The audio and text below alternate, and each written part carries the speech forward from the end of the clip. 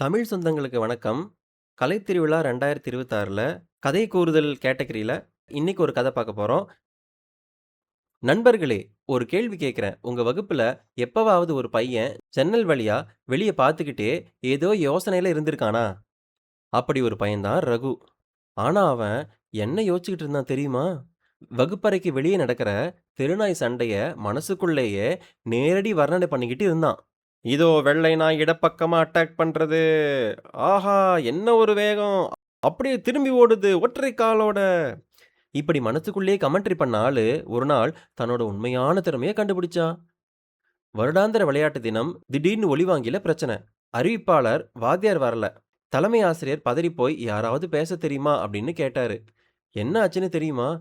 ரகு நண்பர்கள் எல்லாரும் ஒரே குரல்ல, "ரகு! ரகுன்னு" கத்துனாங்க. ஒலிவாங்கிய கையில வாங்குன ரகு, திடீர்னு வேற ஆளா மாறிட்டான். "நண்பர்களே, இதோ 400 மீட்டர் ஓட்டப் போட்டி துவங்குது. பார்வையாளர்களே பதற்றத்துடன் காத்திருங்க. அதோ பாருங்க, மணி முதலிலேயே முன்னேறிட்டான். இல்ல, இல்ல, சுரேஷ் திரும்ப வந்துருவான் போல." பார்வையாளர்கள் எல்லாரும் சிரிச்சுக்கிட்டே கை தட்டுனாங்க.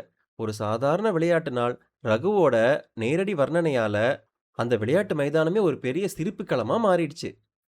நண்பர்களே, இதில் என்ன செய்தி இருக்கு? திறமை எப்போதும் படிப்பு கூடவே வரணும் அப்படின்னு இல்ல. சில நேரம் அது நாய் சண்டைய பார்த்துக்கிட்டே கூட வரலாம். நமக்கு தேவைப்படுறது அந்த திறமைய கண்டுபிடிக்க ஒரு வாய்ப்பு மட்டும் தான். அப்போ நண்பர்களே, நாம ஒவ்வொருத்தரும் நமக்குள்ள மறைஞ்சிருக்கிற அந்த ரகுவை தேடி கண்டுபிடிப்போமா?